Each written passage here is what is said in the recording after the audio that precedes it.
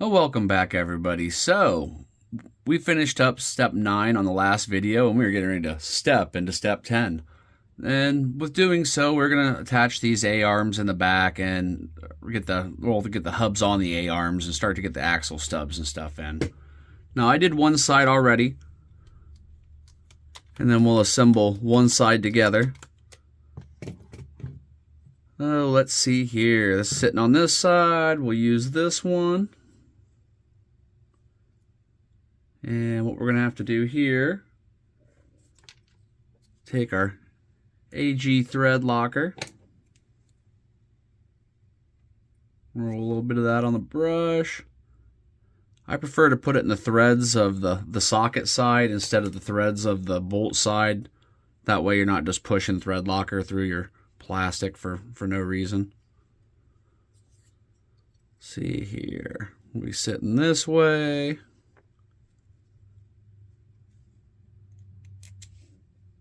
And not having much in the way of fingernails makes it interesting to grab some of this stuff sometimes.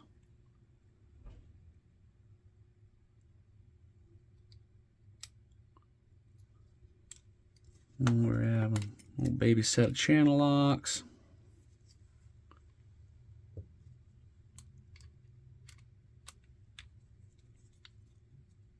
They actually do provide a little wrench with the kit, if you'd prefer to use that.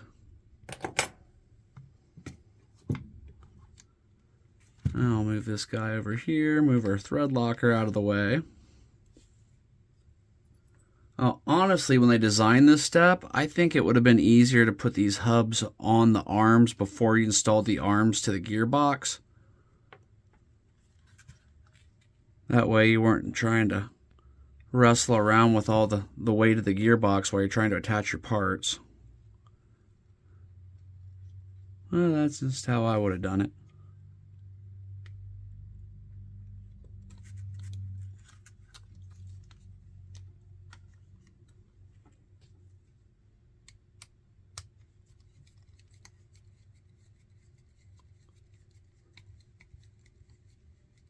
Now, I've noticed on their arms, they're using this flat plastic. I think it's quite a bit more flexible. It feels that way, at least.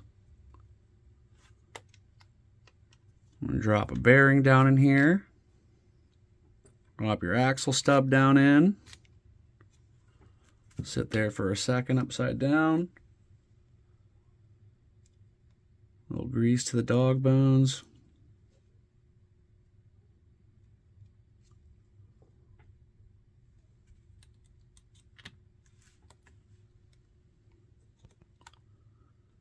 Any luck, we'll flip right on over. There we go.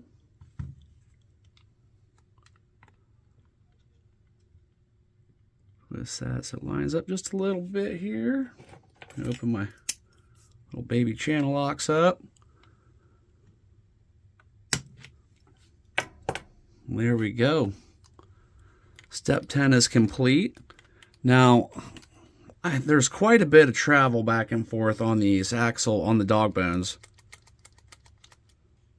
Even at full extension, well, this one's shoved in all the way. I got to seat that one in the bearing. But even at full extension, there's still quite a bit of movement in there.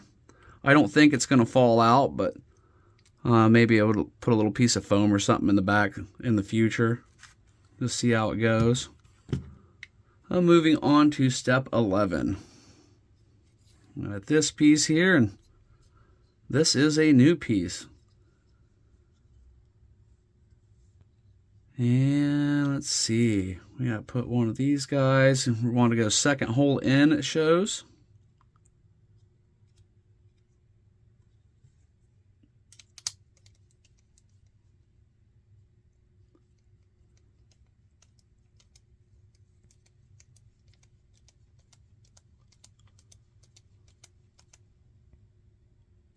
No problem there. Let's see, I got one more of those in here. Yep, right there.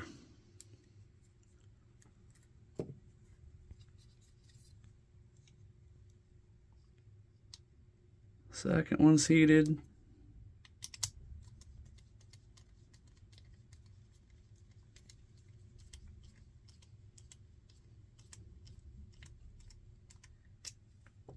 Looking good.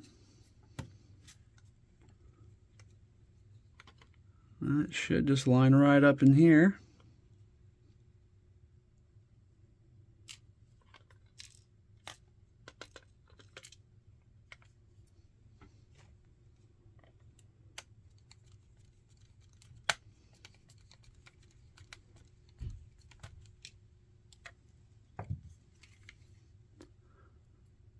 I just snug it in place. I don't tighten them down all the way until I get all 4 of them in their homes.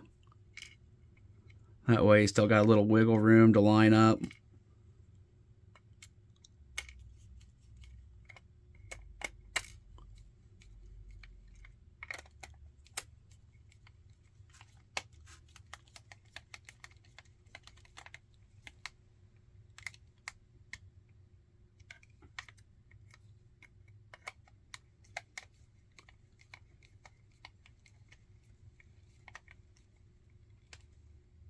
I've liked the build so far. So far, this has been a really nice building kit. And I'm doing some of the stuff off camera. I've assembled the wheels and tires already because they're just standard 3-piece wheel and tire beadlock set that come on so many of the Tamiyas. I figured there's probably a ton of video of those out there. There we go. That's nice and tight. Let's see, that's an interesting looking piece. And our orientation, yep, should set about like that. Put this guy in the bottom. Next size up.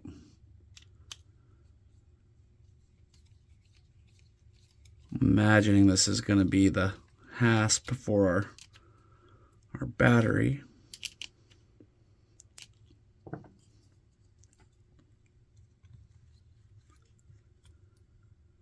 And it shows it attaching just like so.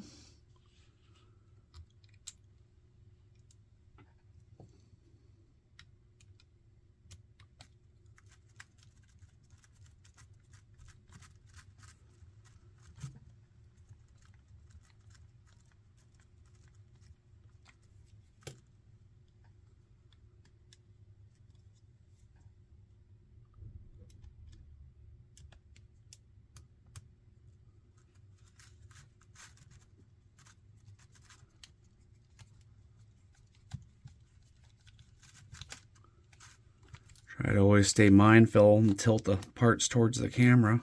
It's real easy to cover them up with your hands while you're trying to film. There we go. Steps 10 and 11. Let me get set up for step 12 and we'll get moving on.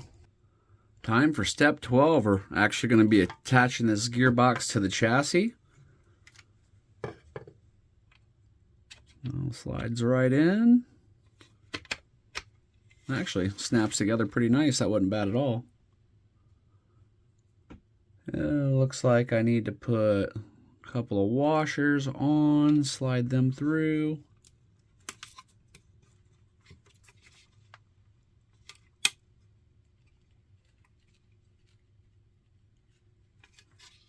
Might need to aid it with the screwdriver a little bit.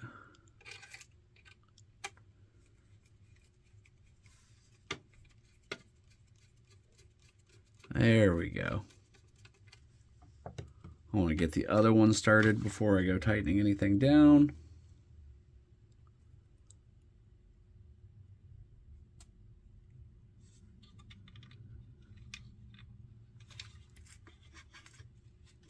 And push that up in there.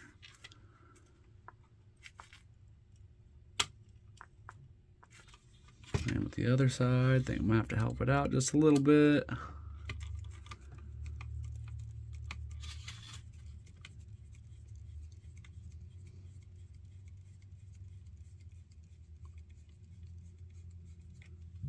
Okay.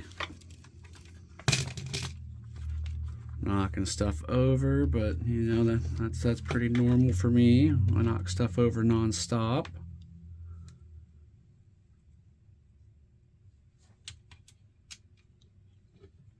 Let's start it on here.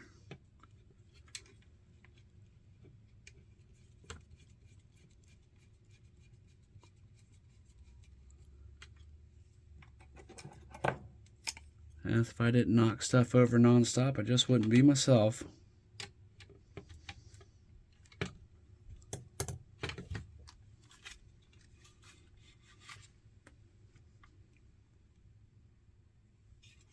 That one started on there.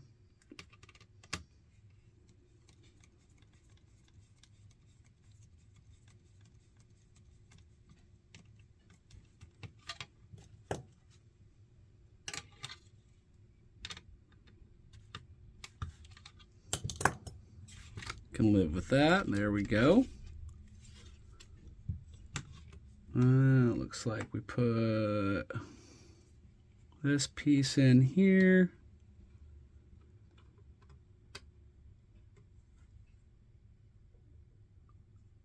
And where do we go next? So we have like 4 of those guys. We'll go up here.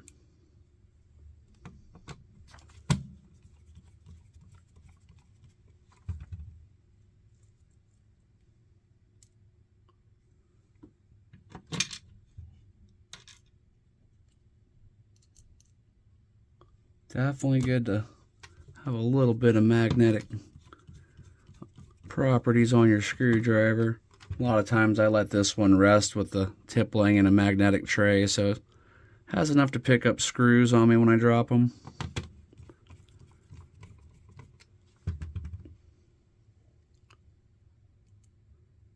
Another little trick I'll do if I really need to reach in somewhere precarious with a screw, I'll take a rare earth magnet and put it on the side of the screwdriver. And that'll temporarily magnetize it even better.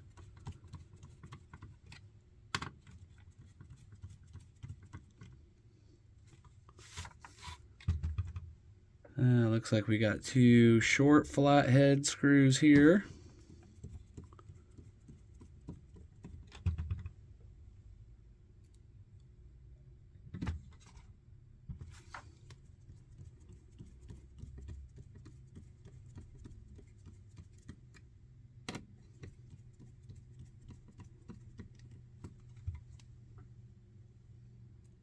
And the 4 longer ones in the back.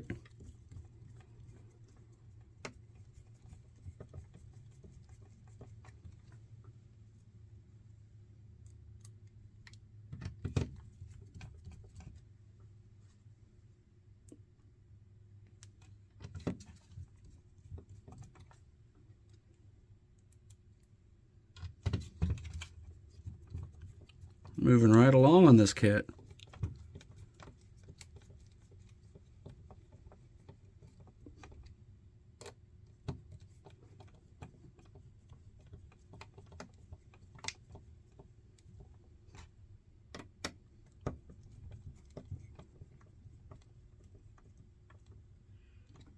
One more and we'll be done with this step.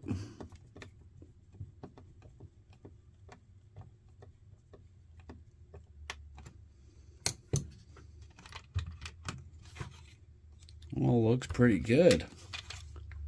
Okay, let's move on to 14. Here we go, moving on to step 14, which is our side rails. We'll put one on camera, and then I'll just do the other one off camera.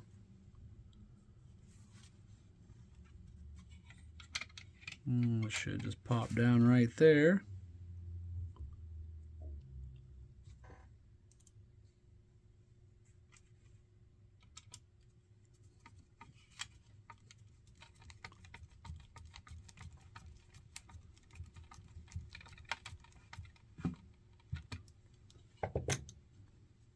And we got a nylon nut, drops right there.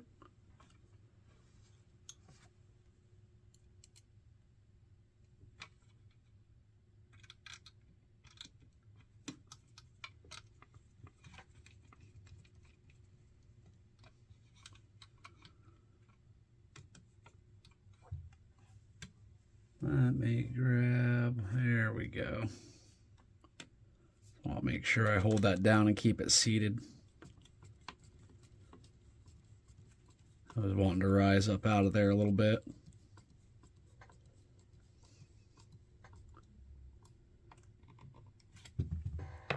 We get the other rail on, and we will move on to step 15. On step 15, I went ahead and put these ball ends in just to speed the process up. Kind of interesting what they've done up here, you know, to take care of what they had for the original suspension, kind of deleting that. Well, these will slide right here, and then we have these extremely flathead screws. Looks like we're going to have to switch out to the smaller size screwdriver.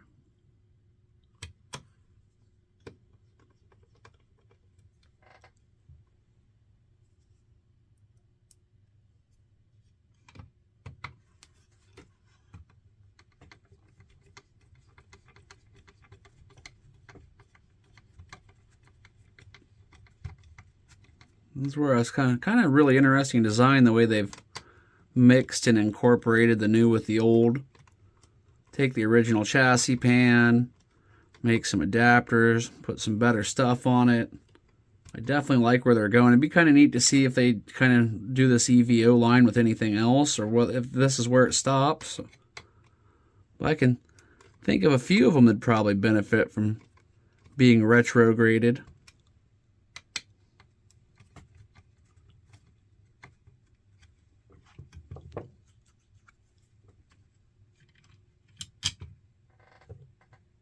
And we have this piece here, which is where our body post will end up being. I'll get that started here.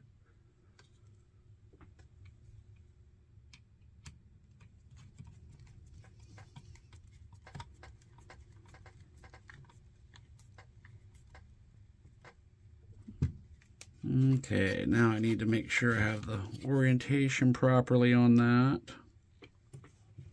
Want to keep that sideways for our body pin. I'm just gonna, hopefully this will work out nicely.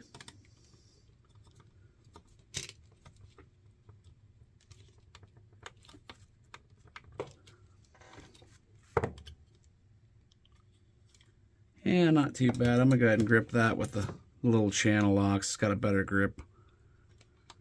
That plastic just doesn't hang on to the M4 driver very well. Much better.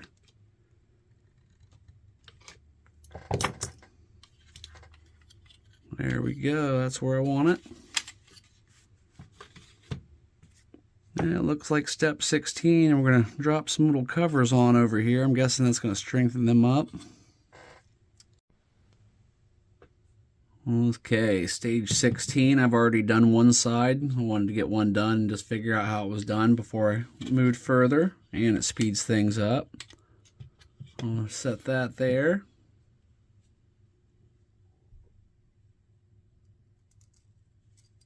Drop our M3 through here. Now, oh, goofed that up now, didn't I? Put back on.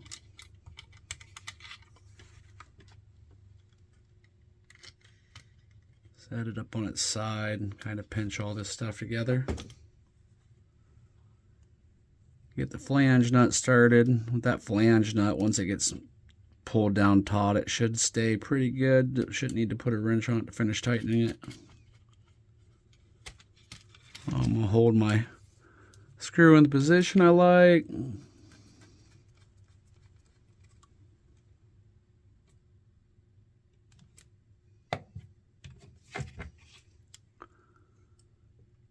And I'm going to turn that one just a little tiny bit more.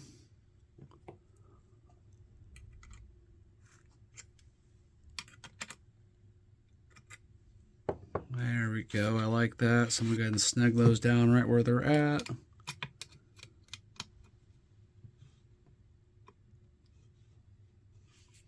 Theoretically.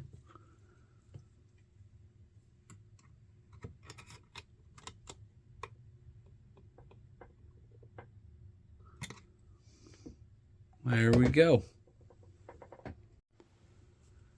And this is going to be our stopping point, because next we're going to start on 17, which is breaking into the electronics, starting to get the servo mounted and everything mounted up there, and then the front suspension. I will add this to the Tamiya Hornet Evo playlist. I will put the playlist in the description. So if you're following the build, it should have all the videos right there where you can find them, and they'll be labeled in order, parts 1, 2, and etc. I hope you're finding this useful. It's a fun build. I'm enjoying it because I've built hoppers, and it's kind of neat to see what they've done to kind of change the way the hopper is designed. Kind of funky looking when you look at it and see how this gearbox all just goes on to where you would have your normal hopper suspension coming out. So that was a neat adaptation. And then same with this front. I like how they've done this to strengthen that up. And then, you know, I think they probably got that idea from people converting those over themselves. So that all worked out pretty cool. Next step, we'll be starting on 17 and getting the electronics in when we come back. That'll be part 3 of the build series. And thanks for sticking with me. I hope you're enjoying it, find it helpful, and have a great day.